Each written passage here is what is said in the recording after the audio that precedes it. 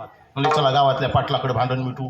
समोरून चालता चालता समोरून एक घोड्यावर बसलेला, पालकुलचा फेटा बांधलेला, मिशाची आकडी, कल्लेदार केस, कपळा विस्तीर्ण गंध असा माणूस पाहिला आणि त्याला अडवलं आणि रामराम श्याम केला आणि घरानं मांडायला सुरुवात केली. पहिल्याने सांगितलं याने माझ्या मेंढ्या सापडून दिल्या म्हणून मेंढी भेट देतो. दुसऱ्याने सांगितलं मी याची मेंढी मोडली. पाटील यांच्याहून तिपट भैरी होती. म्हणजे लाज वाटते का तुमच्या जीवाला? घरच्या घोडीचं शिंगरून चोरून आणलं म्हणतात. मिटल का भांडण? अवकाशाचं मिटलं, जास्तच पिटलं महाराज. आणि मग तिघं निघाले महाराज. म्हणजे आता गावातच गेल्याशिवाय हे भांडण मिटत नाही. गावातल्या पाटलाकडं, गावातले पाटील पूर्वीचे फार वजनदार असायचे. मराठा पाटील म्हणल्यावर काय बघायचे,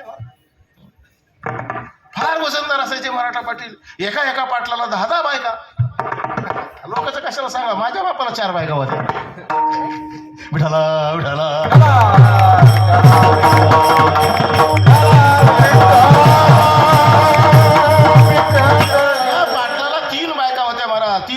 फजिती ऐका. बऱ्याच लोकांना हाऊस असते हो. 2 आहे का नाही, 2 बायकाची हाऊस गाड्याला आणि दररोज आंघोळ करतो वाड्याला. काय बघा आता माझ्याकडे असा माणूस. ते 3 बायका होत्या आणि रोजच भांडणं व्हायचे. त्यांनी अशा आणल्या आणि हाकलून दिल्या होत्या महाराज. आणि रागाच्या तावात वट्यावर बसलो होतो असं फुकर का फुसकारे हानी. तेवढ्यात हे 3 जण गेले. पहिल्या रामराम श्याम केला. पहिला म्हणला यांनी माझ्या मेंढ्या सापडून दिल्या म्हणून मेंढी भेट देतोय. दुसऱ्याने सांगितलं याची मेंढी मोडली नाही. आणि तिसरे पाटील म्हणले माझ्या घरच्या गुढीचं शिंगरूय पण चोरून आणलं. आता यांच्याहून चौपट भैरी होती पाटील. तिघाचं म्हणणं ऐकलं आणि पाटलाने त्यांना सांगायला सुरुवात केली तुम्हीच काय, मोरवडचीच मंडळी काय, अख्ख्या परिसरातले माणसं जरी मला सांगायला आले तरी मी त्यांना घरात घेणार. आधी येत ना तुम्ही. माझा दृष्टांत संपला. तात्पर्य असं आहे, एक काम नाही तर आपली एवढी फजिती होते. देवाने आपल्याला पंच ज्ञानेंद्रिय पंच कर्मी इंद्रिय दिली, मग त्या देवाचं भजन का करू नये?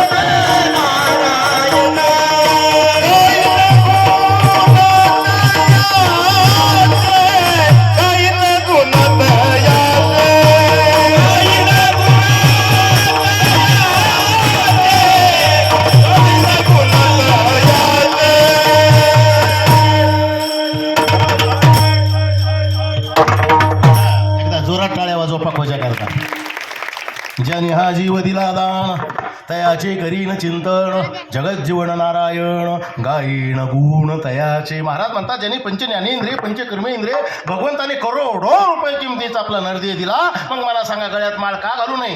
आळंदी पंढरीची वारी का करू नये? भगवंताचं नामस्मरण का करू नये? पूजा का करू नये? आणि चाललेल्या अखंड हरिनाम सप्ताहाला वर्गणी का देऊ नये?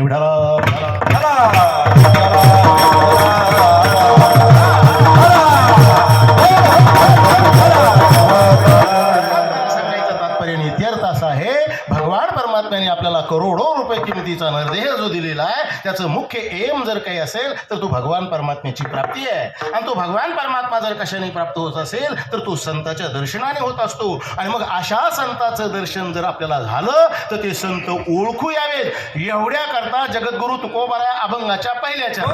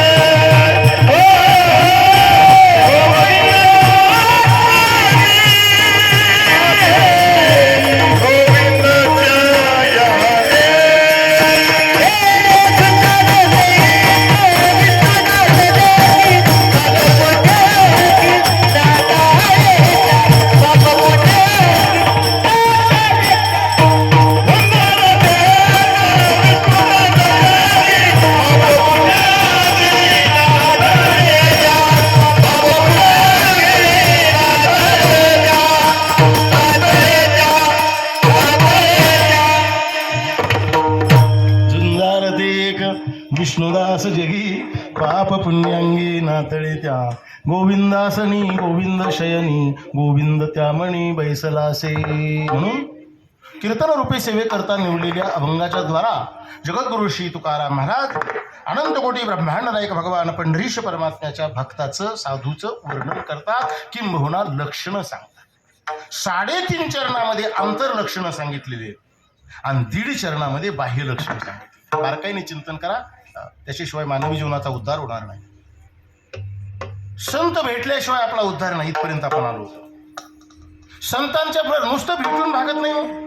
संत भेटले जेहरी काय काय महाराज लोकांना म्हणतो जय हरी, तसं काय आमचा युवई ठोकून जय हरी करतो. अरे जय हरी तेव्हा तुमच्या आमच्यामध्ये, पण साधू भेटले की त्यांच्या चरणावर साष्टांग प्रणिपात करावा, त्याशिवाय उद्धार नाही.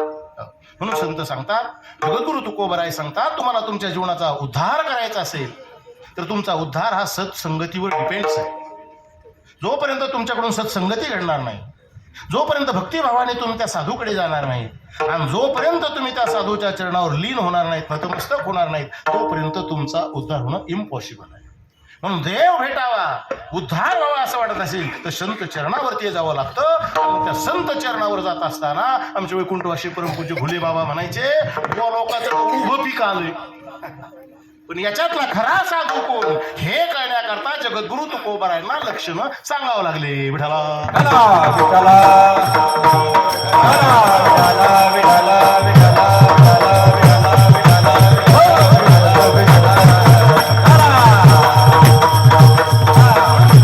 जगद्गुरु तुकोबराय अभंगाच्या पहिल्या चरणामध्ये विनंती, झुंजार ते एक. महाराज म्हणतात संत झुंजार असतात, संत लढवई असतात, संत शूर असतात आणि संत वीर असतात. पुरुष जर संत असेल तर त्याला वीर म्हणतात आणि स्त्री जर संत असेल तर तिला विराणी म्हणतात. शास्त्रीय भाषा विराणी वेगळी आणि विरहिणी वेगळी. विरहिणी कोणाला म्हणायचं? विरहिणी तिला म्हणतात, सांगूच का सांगूच का विठाला विठाला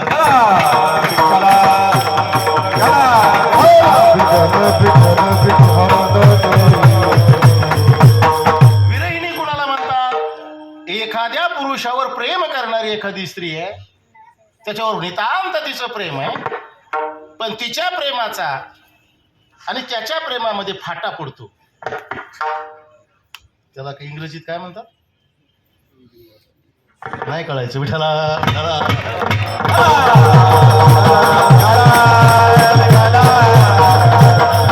तिला जे आपल्या ज्यांच्यावर आपण प्रेम करतो त्याच्याकरता ती रात्रंदिवस तळमळ तळमळ करते, तिला विराणी म्हणतात, विरहिणी म्हणतात. विरहिणी जसं राधा भगवान कृष्ण भगवान परमात्म्याच्या भेटी करता तळमळलेली असते. महाराज राधा किती उद्विग्न असते अंतःकरणामध्ये. राधाला भगवान परमात्म्याच्या प्रेमाच्या भेटीची आवड किती असते महाराज. आणि त्याच्याकरता ती ज्यावेळेस झुरते त्यावेळेस तिची अंतःकरणामध्ये, जसं महाराज म्हणतात ना, झुरोनी पांजरा हो पाहे आता. महाराजांचे सुद्धा उद्गार आहेत ना, देवा कधी भेटशील, कधी माझा उद्धार होईल, काही मी उद्धार पावेल.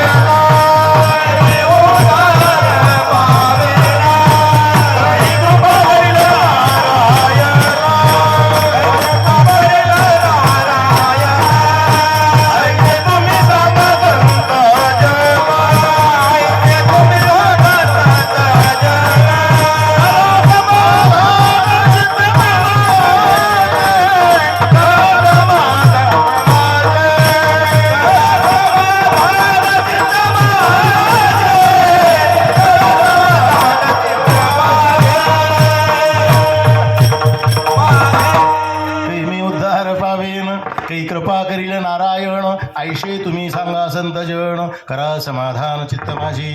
किंवा महाराज म्हणतात ना, काही हे बिरडे फिटेल, काही तो स्वामी भेटेल, युगाहुनी वडील निमिषमानी.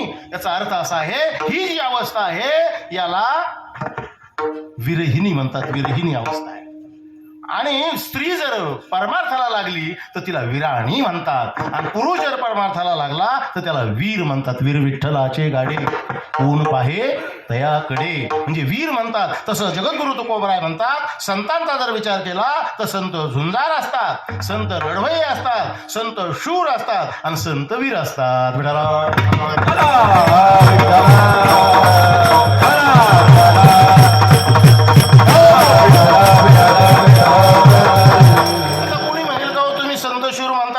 भेसूर आहेत का? आम्ही शूर नाही का? प्रश्न आहे ना. एखादा माणूस उठून उभा नाही, तुम्ही संत शूर आहे तर मग आम्ही काय भेसूर आहेत का? आम्ही काय भ्याड आहेत का? आणि कुणाला वाटतं मी भ्याड आहे असं कुणी म्हणतं का? मला भीती वाटते होय दादा, कुणी म्हणतं का मी लय भेकडे? उलट बोलताना ते म्हणत असतो, बघ लक्षात ठेव, माझ्या नादी लागू नको, नाही तर माझ्यासारखा वाईट कोण नाही.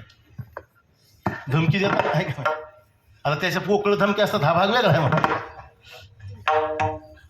पण कुणी म्हणत नाही स्वतःला मी भित्र आहे म्हणतो, कुणीच म्हणत नाही महाराज, कोणीच म्हणत नाही. पण शास्त्र सांगतं, खाली बस, खाली बस, खाली बस, खाली बस, खाली बस, अरे बस खाली, उठायचं नाही, बस खाली. हा, हे तुमच्याकडनंच आहे बाळा. हो, यांना सांगून काय उपयोग होणार? यांच्या गावऱ्या पुढे गेलेले आहेत, आणि तुम्ही असं येऊन गेल्यावर कसं व्हायचं?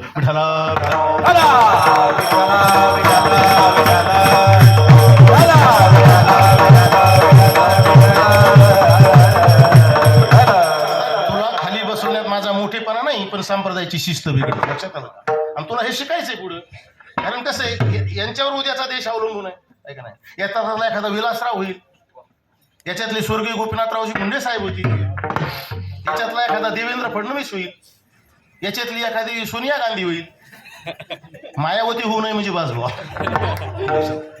विनोद सोडा, ही अवस्था आहे, परमार्थातली अवस्था आहे. कुणालाही भीती मी भेकड आहे असं कुणालाही वाटत नाही, कुणीही म्हणत नाही. का म्हणतं कुणीच म्हणत नाही महाराज. प्रत्येकाला वाटतं मी शूर आहे, मी वीर आहे. समजा कल्पना करा, गावात चोरी यावी, चोरी होऊन जावी, आणि मग दुसऱ्या दिवशी सकाळी चर्चा होती, कुठून आलते, कशी आलते. गावाला गेला होता तो, सकाळी सकाळी तिथं आला, तो म्हणा मी पाहिजे होतो पठ्ठ्या. अरे काय पाहिजे होतो? कडी लावून बसला असतास मध्ये. म्हणजे शूरपणा दाखवतो माणूस. आणि काही माणसाला तर शूरपणा दाखवायची एवढी हौस असते महाराज, तालुक्यात दाखवायला बघतात, तालुक्यात नाही जमलं तर गल्लीत दाखवायला बघतात, गल्लीत नाही जमलं तर घरात दाखवायला बघतात, आणि घरात नाही जमलं तर कमीत कमी बायकोला तरी शूरपणा दाखवतात.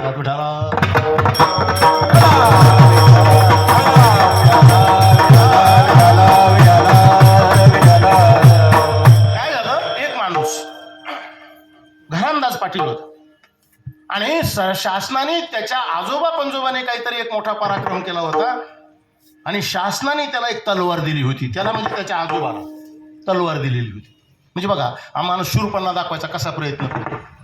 ती तलवार 3 पिढ्याची होती महाराज. मग याचा क्रम असा होता, दररोज सकाळी उठायचा, उठल्याबरोबर माडीवर जायचा, माडीवरची मेनेतली तलवार बाहेर काढायचा, आणि पत्नी जिथे कुठं असेल, चुलीपाशी स्वयंपाक करत असेल तर तिथं जायचं, आणि तिच्या तोंडासमोरून फिरवायची, आणि तिला म्हणायचा, तू मला काय समजली.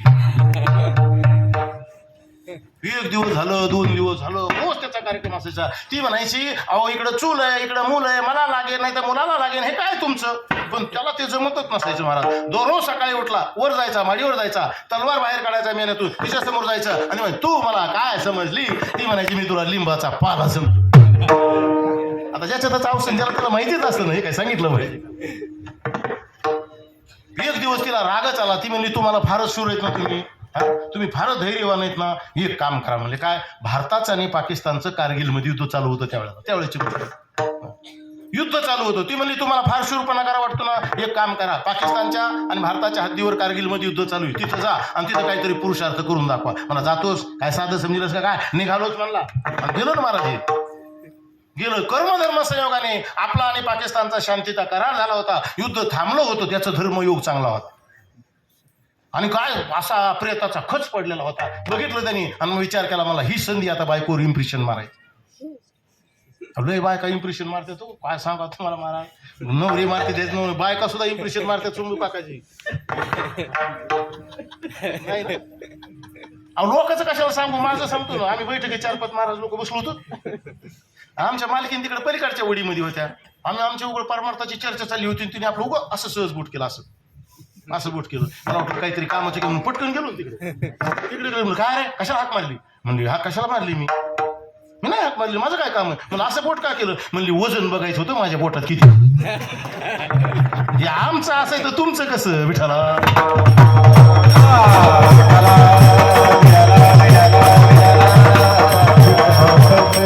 आमचं सांगितल्यावर कसं हसू येते हे तुमचंच आहे उगा आमच्यावर घेऊन सांगितलंय. आमचा एवढा संसार हीच केलं थोडाच हे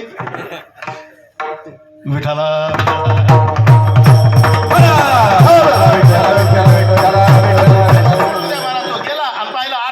इम्प्रेशन मारायला जागा आहे म्हणला. त्यांनी काय केलं तिथं 10-12 प्रेत पडी होती महाराज लांबलचं उपरण अंतरलं त्याच्यावर 10-12 प्रेत टाकली त्याची मुळी बांधली डोक्यावर घेतली आला ना घरी. काय बघा माझ्या घरी आल्याबरोबर दार वाजवलं उघड दार म्हणले आणि बघ माझा पुरुषार्थ काय ती आणि नुसती तशी येऊ नको मला औक्षण करायला ताट घेऊन ये. ती म्हणली थांबा मला तुमचा पुरुषार्थ तर बघू द्या मग बघू औक्षणाचं काय ती बाहेर आली आणि पाहिलं मला ती मुळी धडाडकून तिथं. अरे बापरे खरंच पुरुषार्थ केला का काय. पण तिला माहिती होतं एवढं धट नाही ह्याला लगवीला आली तर म्हणली हे बॅटरीने घेऊन जाते म्हणली एवढं धट नाही करू शकत नाही. पण तरी ती म्हणली खात्री करावं म्हणून तिने चार्जिंगची बॅटरी आणली आणि त्या प्रेतावर मारली. प्रेतावर मारल्यानंतर झालं काय माहिती का ती प्रेत अशी होती सगळ्या प्रेताला एकाही प्रेताला त्याच्यात मुंडकं नव्हतं. ती म्हणली मालक तुम्ही एवढा मोठा पुरुषार्थ करा एवढे माणसं मारून आणले त्याच्यातलं एखादं मुंडकं तरी आणायचं पाहिजे दाखवायला. ते मला ते मुंडके आधीच कापून नेली होती. मग पुरुषार्थाला काय तो आग लावायची का विठाला.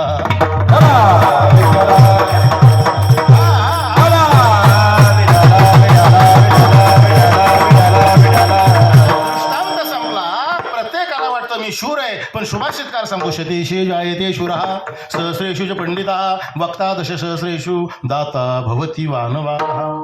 तो सुभाषितकार सांगतो 100 माणसं ज्यावेळेला जन्माला येतात त्यावेळेला एक पुरुष शूर जन्माला येत असतो. शतेषु जायते शूरः सहस्रेषु च पंडितः 1000 माणसं ज्यावेळेला जन्माला येतात त्यावेळेला एक पंडित विद्वान जन्माला येत असतो. आणि वक्ता दशसहस्रेषु दाता भवती वानवाः आणि 10,000 माणसं ज्यावेळेला जन्माला येतात त्यावेळेला निर्भीड वक्तृत्व करणारा कीर्तनकार जन्माला येत असतो. पुढचट नाही विठाला.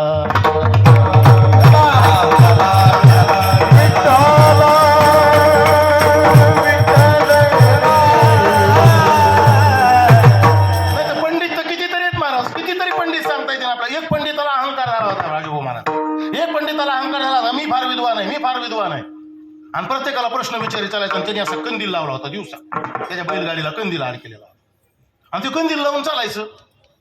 आणि एकाने विचारलं का हा दिवसा कंदील का लावला. त्याने म्हणला माझा असा पण आहे जोपर्यंत मला कुणी जिंकत नाही तोपर्यंत मी हा कंदील विझवणार नाही. रात्रंदिवस कंदील चालू होता. मी त्यांना प्रश्न विचारणार त्यांनी माझ्या प्रश्नाचे उत्तर द्यायचे त्यांनी मला प्रश्न विचारायचे आणि मग मी कंदील विझवणार. जर मी हरलो तर कंदील विझवणार. असं करता करता रस्त्याने चालला होता. एक शेतकरी होता त्यांनी बघितलं मला धडधड दुपारी 12 वाजता खंदील लावून काय डोळे गेले का बैलगाडीला आडवत झालं ते उभा कर म्हणला का हे खंदील कशा करता लावला बंद कर म्हणला ते कशाला उभं राखेल जाळी तुझी नाकार किंवा तुला काय करायचं तू तर येठण सब शेतकरी दिसू काय माणसं शेतकऱ्याला लई चिड समजी देतो. त्यांना माहिती नाही त्यांच्या इथे हुशार दुसरी कोणी नाही जगाच्या पाठीवर महाराज. आज शेतकरी राजा आहे म्हणून आपण जिवंत आहेत महाराज. शेतकरी राजाने शेतकी करायची ठेवली मरावं लागेल आपल्याला. शेतकरी राजा जगला पाहिजे महाराज. आज शेतकऱ्याचं कोणी काही वारी नाही महाराज. फक्त इलेक्शन आलं की शेतकऱ्याचा पुळका दाखवते आणि इलेक्शन झालं की विसरून जाते.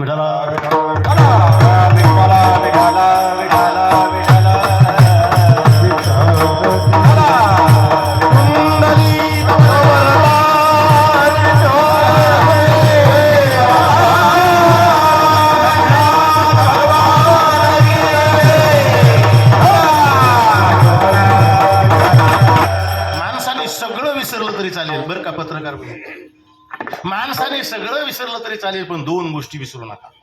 कोणत्या 2 गोष्टी अखंड लक्षात ठेवा. कोणत्या 2 गोष्टी अखंड लक्षात ठेवायच्या. जेवायला बसल्यानंतर शेतकऱ्याला विसरू नका आणि झोपताना या आपल्या भारताच्या सरहद्दीवरती हातात बंदूक घेऊन कमरा इतक्या बर्फामध्ये उभा राहून रक्षण करणाऱ्या माझ्या सैनिकाला विसरू नका. माझ्या सैनिकाला बाप, आज आपण निर्भयपणे जो जगतो, निर्भयपणे जो जगतो, निर्भयपणे जो झोपतो आणि निर्भयपणे जी ही कथा करतो, याचं संपूर्ण श्रेय जर कोणत्याला असेल तर माझ्या सैनिकाला आहे, माझ्या स्वतंत्र सैनिकाला.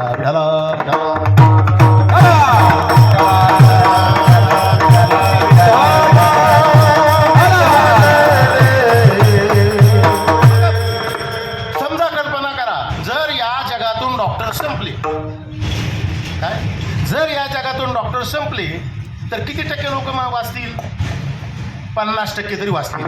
कारण काही काहीचं आरोग्य असं आहे महाराज, 80 वर्षाचं, आजही काही माणसं अशी 80 वर्षाची, पण त्यांना एकही गोळी माहिती. म्हणून जर डॉक्टर संपले या जगातून तर 50% माणसं वाचतील. बरं का, लक्षात आलं का? जर या जगातून सूर्य नाही उगवला तर 80% लोक मरतील. लक्षात आलं? पण जगातून जर या जगातून या शेतकऱ्यांनी जर असं ठरवलं मला जमीनच पिकवायची नाही तर 100च्या 100% लोक मरतील. 100च्या 100%. म्हणून शेतकरी माझा श्रेष्ठ आहे.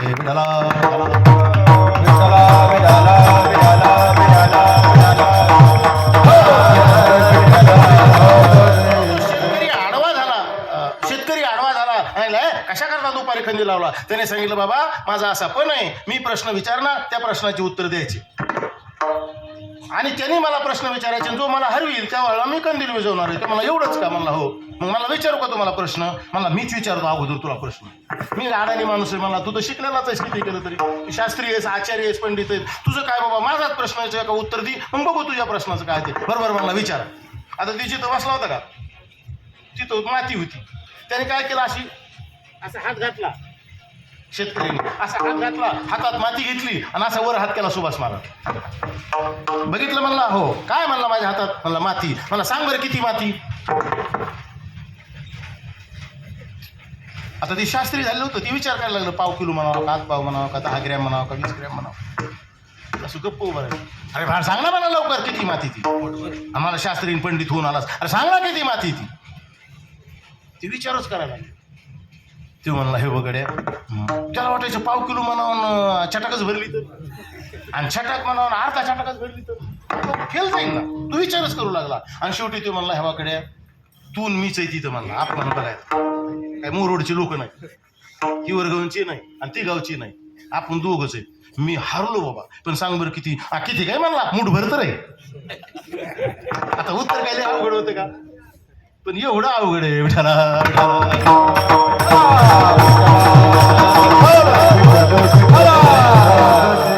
म्हणला खंदिलन काय बघायला लागले, इजूला खंदिलन काय बघा माझे. म्हणजे माझा दृष्टांत संपला. शेतकरी एवढा विद्वान आहे महाराज, हुशार आहे, पण त्याची आज माती केली व या सरकारने माती केली महाराज, शेतकऱ्याची माती.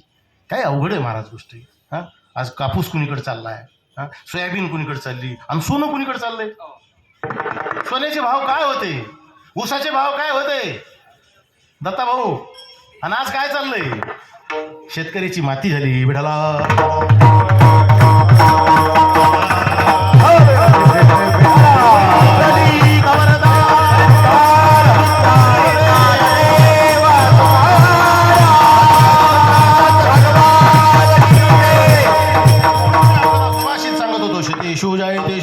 सहस्रेषु पंडिता वक्ता दश सहस्रेषु दाता भवती वाणवा. तो सुभाषितकार सांगतो 100 माणसं ज्या वेळेला जन्माला येतात त्यावेळेला एक शूर जन्माला येत असतो.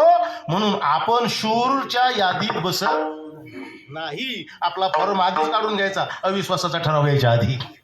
लक्षात आलं? सतीशु जायते शुरा. म्हणून महाराज सांगतात त्या जगाच्या पाठीवर जर शूर जर कोण असतील तर ते संत आहेत, वीर जर कोण असतील तर ते संत आहेत. आणि ते कसे?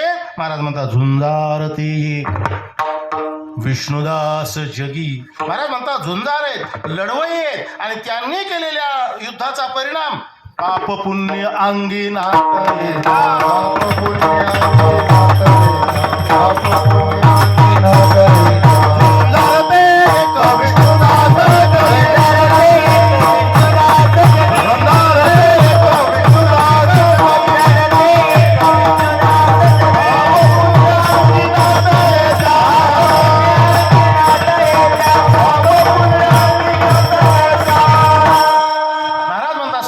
झुंजार आहेत, संत लढवे आहेत, आणि संत शूर आहेत, आणि संत लढवई. पण आता प्रश्न असा निर्माण होतो, काही लोक म्हणतील महाराज संत जर झुंजार आहेत, संत जर लढवई आहेत, संत जर वीर आहेत, तर संत नेमकं युद्ध कुणाशी करतात? संताचं नेमकं वैर कुणाशी? कुणाबरोबर युद्ध करतात? आपला शूरपणा कुणाला दाखवतात? बायकोला दाखवतात का? मित्राला दाखवतात का? मग संत नेमकं युद्ध कुणाशी करतात? यारे यारे संत जना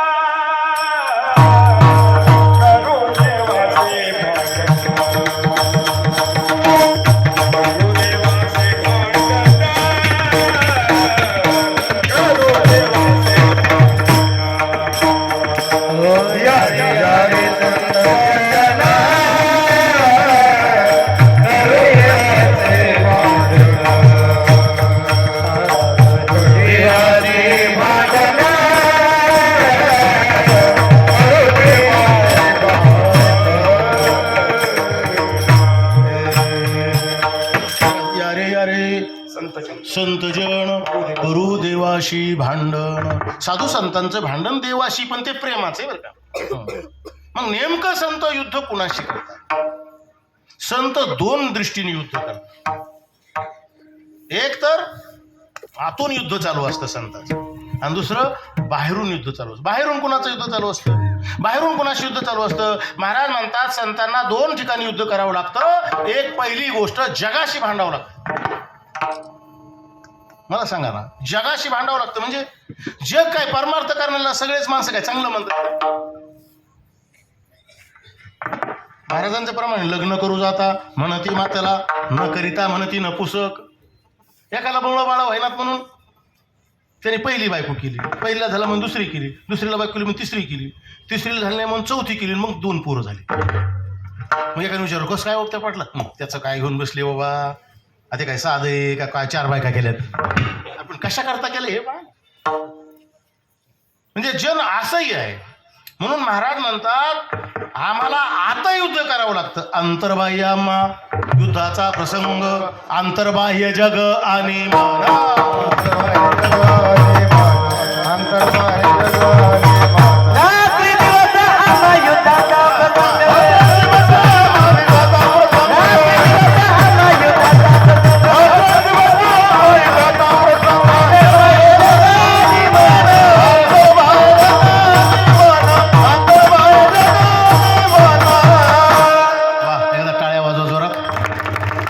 रात्रंदिवस आम्हा युद्धाचा प्रसंग, अंतर्बाह्य जग आणि मन. महाराज म्हणतात आमचं रात्रंदिवस युद्ध चाललेलं असतं, पण कुणाकडं? दुसरी जग, अंतर्बाह्य. आता युद्ध चालू असतं आमचं. आत कुणासंग युद्ध चालू असतं साधू संतांचं सांगू?